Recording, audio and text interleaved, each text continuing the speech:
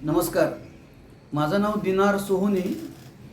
पेशाने वकील आहे. मी एक लॉयर आहे आणि माझं यूट्यूब चॅनल आहे ॲट द लॉ पॉईंट. त्या चॅनलवरूनच मी आत्ता बोलतो आहे. आज थोडंसं समाजकारणाविषयी. माझ्या चॅनलचा विषय आहे राजकारण, समाजकारण आणि कायदा.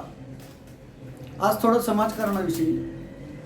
सध्या जी मुवमेंट म्हणजे आंदोलन चाललेलं आहे रिझर्वेशनसाठी जरांगे पाटलांचं, सध्या म्हणजे ते मला वाटतं गेली 1 वर्ष 1.5 वर्ष चालू होतं. आत्ता दुसरी फेज आहे आंदोलनातली.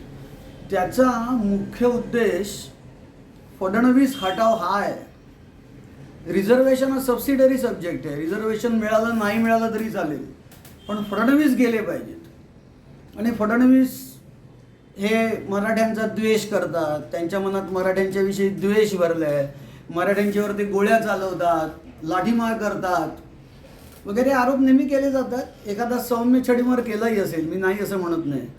पण कायदा सुव्यवस्था जर का तुम्हाला मेंटेन करायची असेल तर थोडासा स्ट्रिक्टपणा आणावाच लागतो. मुख्य फडणवीसांचा दोष काय तर ते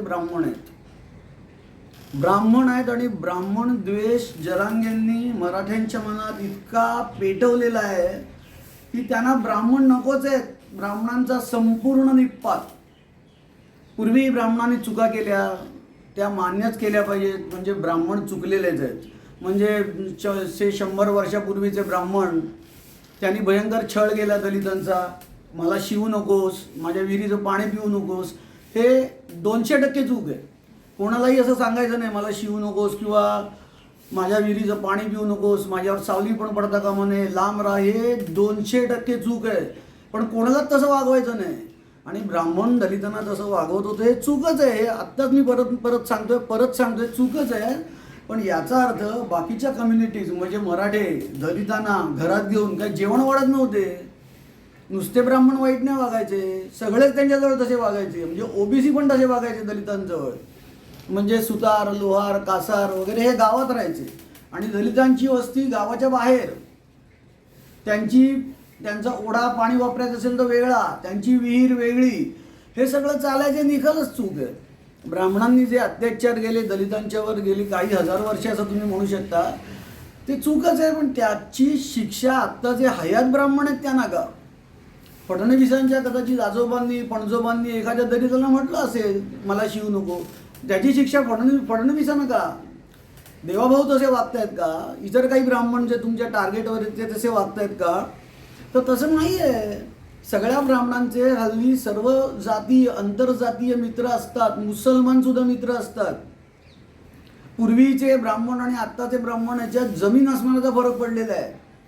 ॲट्रॉसिटी कायदा आणलाय. ॲट्रॉसिटी कायदा आणला म्हणून नाही, ब्राह्मणांच्या विचारातच फरक पडलेला आहे. कोणी ब्राह्मण आता असं म्हणणार नाही दलितांच्या बरोबर हॉटेलात जातात, चहा पितात, त्यांच्या घरी जातात, दलित ब्राह्मणांच्या घरी जातात, जेवतात, खातात, पितात. सगळी अस्पृश्यता गेलेली आहे समाजातून. एखादं उदाहरण कुठेतरी असेल ना तर त्या उदाहरणावरून तुम्ही ब्राह्मणांना टार्गेट करू शकत नाही. ब्राह्मणांच्यात खूपच बदल झाला आहे. पण एखाद्या ब्राह्मणांचे पणजोबा म्हणजे मनोहर जोशीचे पणजोबा कोणाजवळ तरी वाईट वागली म्हणून मनोहर जोशींना टार्गेट करा, हा मूर्खपणा आहे. म्हणजे हा कमालीचा जातीय द्वेष आहे. जरांगे पाटलांना मुख्य म्हणजे फडणवीस नको आहे. फडणवीस गेले आणि दुसरा कोणी मुख्यमंत्री झाला तर ते मुळीच आंदोलन करणार नाहीत. आंदोलन पाठी घेतील, हां नंतर बघूया वगैरे असं काहीतरी करतील, शमवतील. किंवा आंदोलन केलं तर अगदी प्राणपणाने त्या दुसऱ्या कास्टच्या दुसऱ्या जातीच्या मुख्यमंत्र्याला शिव्या देणार नाहीत. टार्गेट फडणवीसच आहे. आणि ज्याच्या पाठीमागे कोण लोक आहेत हे मी वकील असल्यामुळे पुरावा असल्याशी मी काही बोलत नाही. माझ्याकडे पुरावा पाहिजे आणि तो सुद्धा कोजेंट एव्हिडन्स, क्लेंचिंग एव्हिडन्स पाहिजे, स्ट्रॉंग पुरावा पाहिजे, नाही आता मी बोलणार नाही. तर याच्या पाठीमागे कोण लोक आहेत हे सगळ्यांनाच माहिती आहे. मलाही ते माहिती आहे, भाजपच्या लोकांनाही हे माहिती आहे, एकनाथ शिंदेच्या शिवसेनेतील लोकांनाही हे माहिती आहे की याच्या पाठीमागे आहे कोण नक्की. किती लोक आहेत जे सगळे असंतुष्ट आत्मे आहेत, ज्यांना फडणवीस परत आल्यामुळे दुःख झालं. ते दुःख अशासाठी झालं की फडणवीस जे बोलले मी परत येते त्यांनी करून दाखवलं. फडणवीस नुसते बोलले नाहीत मी परत येईन, ते आले खरंच परत आणि मुख्यमंत्री म्हणून पण आले. हे करून दाखवलं. हे अनेक भ्रष्ट, नुसतं निधी भ्रष्ट नाही, आर्थिक भ्रष्टपणा पण लोकांना हे नको आहे. त्याच्यामुळे अनेक लोक पाण्यात देव ठेवून बसलेत की केव्हा फडणवीस जाईल, केव्हा फडणवीस जाईल.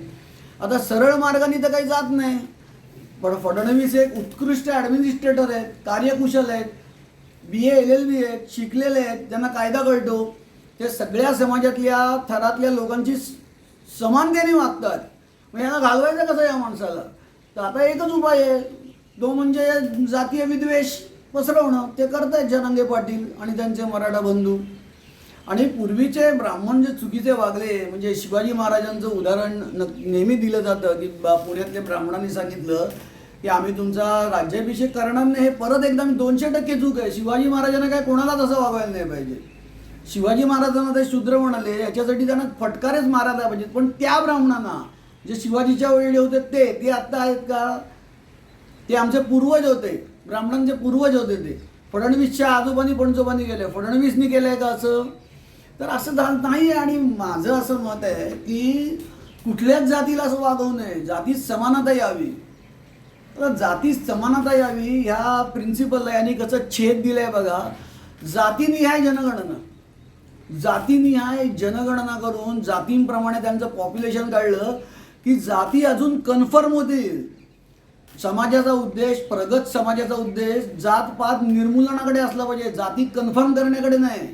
जातीय जनगणना केली की पर्सेंटेज तयार होईल. मराठे इतके, दलित इतके, OBC इतके, हे पर्सेंटेज तयार झालं की जो तो आपापल्या जातीपुरतं बघणार. म्हणजे संपूर्ण एकसंध समाज म्हणून त्याला काय किंमतच राहणार नाही या देशाला.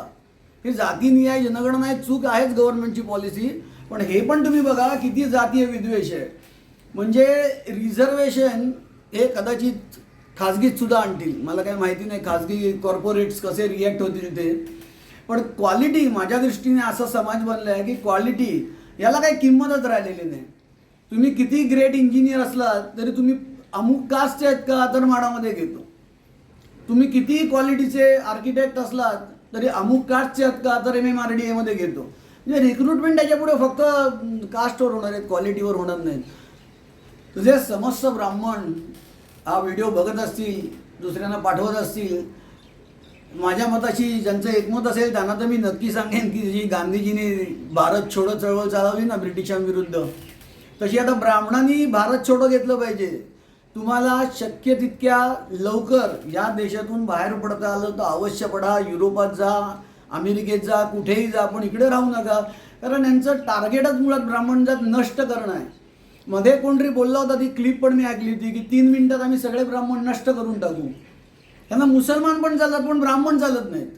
तर भयंकर विद्वेष भडकवलेला आहे जरांगे पाटलांनी आणि त्यांच्या पाठीमागच्या असंख्य लोकांनी. त्यांना जे फायनान्स करत आहेत, 50 लाखाची गाडी आणि अमुक तमुक, एवढा सगळा खर्च, त्यांचं कुटुंब चालतं हा मनुष्य सतत आंदोलनामध्ये असताना. तर जे फायनान्स करतात त्यांचं टार्गेटच फडणवीस आहे. आणि जरांगे पाटील हे पॉन आहे बुद्धिबळाच्या सोंगटीतलं, सोंगटी आहे बुद्धिबळाची, ती पुढे सरकवली जाते, मागे घेतली जाते. तर ही पुढे सरकवली जाते सोंगटी ती फडणवीसांना हटवण्यासाठी.